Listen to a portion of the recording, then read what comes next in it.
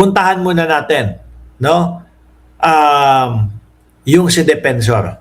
O, eto, puntahan muna natin si Defensor. Pagkakadawit nila kay Meron sila ditong meron sila ditong gustong ilusot po. Kasi nung nakaraan, mga bossing, nahuli sila.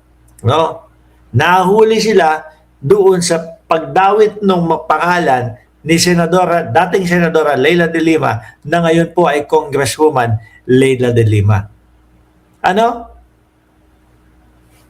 Biruin mo, nung panahon na nakatanggap daw po ng maleta, yun yung sabi nila, di ba? Usong-uso yun eh. Sinasabi nila mali-maleta. Nung panahon daw po na nakatanggap ng maleta si Congresswoman de Lima, mga kababayan, wala naman daw posisyon. No? Ngayon, tayo ho, mga bossing, magtatanong ka, sandali lang. Sinasabi nitong 18 marites na ito, na si Leila de Lima ay kasama sa nakatanggap ng maleta. Ano ang dahilan para bigyan nila ng maleta o ng limpak-limpak na pera si de Lima kung wala namang kapangyarihan, kung wala naman sa posisyon at hindi pa naman siya congresswoman na yon? Ano may tutulong sa kanila nun? Di po ba?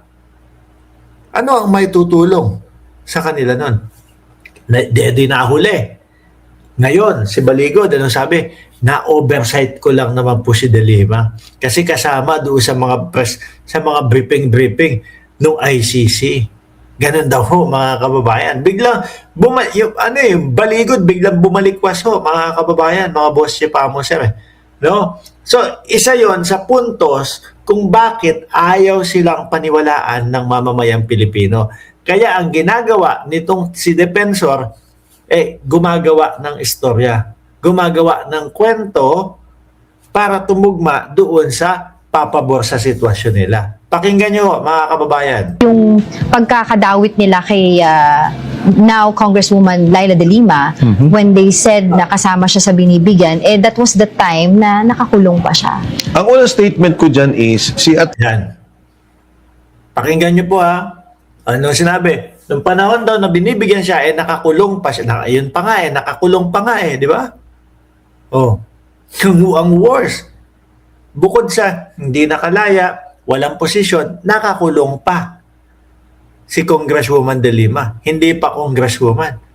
Paano ang sagot ni Defensor diyan? Siya. ang unang statement ko dyan is, si Attorney Matibag na bang abogado ni Congresswoman Laila? Kasi yan, depensa ng abogado yan eh. Oh.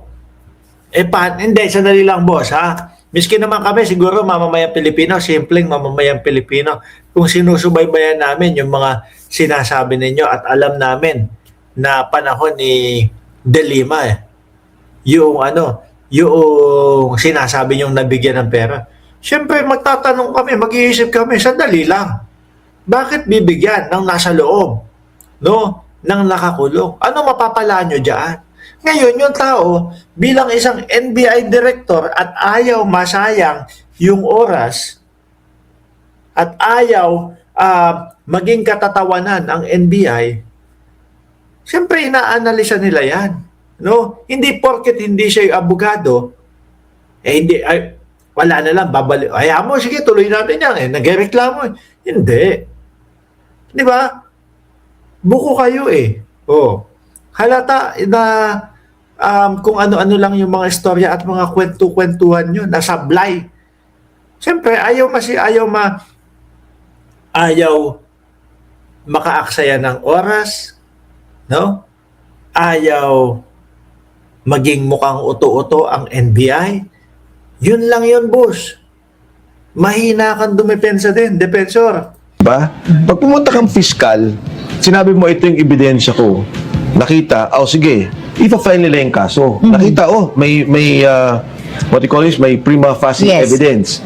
Pa-file nila yung kaso, doon kayo maglaban sa korte. Tinanong ko yan sa mga sundalo.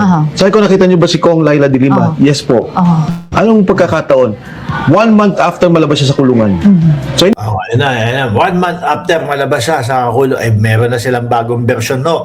Para tumugma doon sa papabor sa kanilang sitwasyon. Ano siya congresswoman nun? So nakita siya, sabi ko, hindi ko nga alam na ang bahay pala ni Speaker Martin ay dalawa na. Kasi sinasabi nila 8 and 9. Sabi ko, kanya na rin yung kabila. Oh, doon. Ayan, isa din yan. No?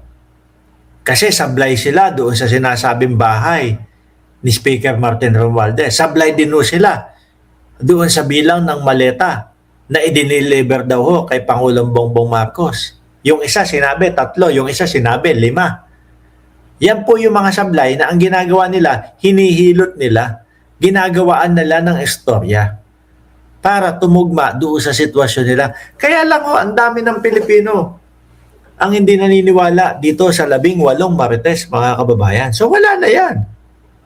Di ba? Ano sabi ni Senator Ping Lacson? Ayaw niya na nga ituloy yung doon sa Senado. Bakit daw po? Kasi ayaw niya mag-contempt ng 18 Marites. Totoo naman po, Maritesan lang ang laban. Di ba? Ano yun? Hahayaan natin na yung ating Senado, Kongreso, nagiging uto-uto na lang. Kung sino lang yung mga magreklamo. Sige, may reklamo yan. Sige, tanggapin mo. Halika, pasok. Hindi, ina-analyze lahat po yan. Sabi ni Sir Danilo Espejo, baka manuno unguso mo, B1. Baka. Sabi, niloloko niya si Mike Defensor. Niloloko niyo, bingot kayo talaga. Pagka kasama ni Defensor, talagang suspicious at halatang set up, sabi ni Sir Sunny Reyes. Tuloy. Po. O paano nyo nalaman? Kasi magdadala kami ng pera. Naka-apportion na yon. Tapos iiwan namin dun sa loob. Nandun kami sa labas kung kailangan pa ng magdala pa. Tapos makikita namin, dala na ho ni Congresswoman Laila de Lima. So, let Congresswoman Laila de Lima defend herself. Isa pa ho, mga kababayan, no? From maleta, naging paper bag, naging expandable folder. Paliit po ng paliit. Susunod po niyan, ang i-deliver na lang daw po, ang ibinibigay na lang po, ampaw na lang po, mga bossing. Di ba? Yun na lang ho yan, mga kababayan Kumbaga, etong mga ginagawa nila, na kunyari, na mga bagong mga pagpapa-interview, pagtatahi na lang po ito upang masolusyonan nila yung nakita sa kanila ng bayang Pilipino na ang gulo ng mga statement nila. Paiba-iba yung mga statement nila, mga bossing. Let the Marines confront her. Nakita ka namin, ma'am, nung panahon to, ito yung nangyari. But for the NBI to say at this stage na inconsistent, parang may mali naman ata So do you doon. think they're being unfair or being impartial with their Definitely. investigation? Hindi. Ayaw lang Ayaw lang makapag-aksaya o magkaroon ng pag-aaksaya ng oras ng NBI. Dahil simulat sa pulpa naman mga bossing, alam na natin, no? Na walang kwenta yung mga sinasabi nung mga Marites, 18 Marites. Alam natin na gawa-gawa lang yung kanilang mga sinasabi. Kaya po, yung NBI director, wag na natin ituloy ito. No? Halata naman yung kilusan ninyo. Gusto nyo lang manira. Gusto nyo lang mapabagsak si Pangulong Bongbong Marcos. Yun lang po yun, mga kababayan.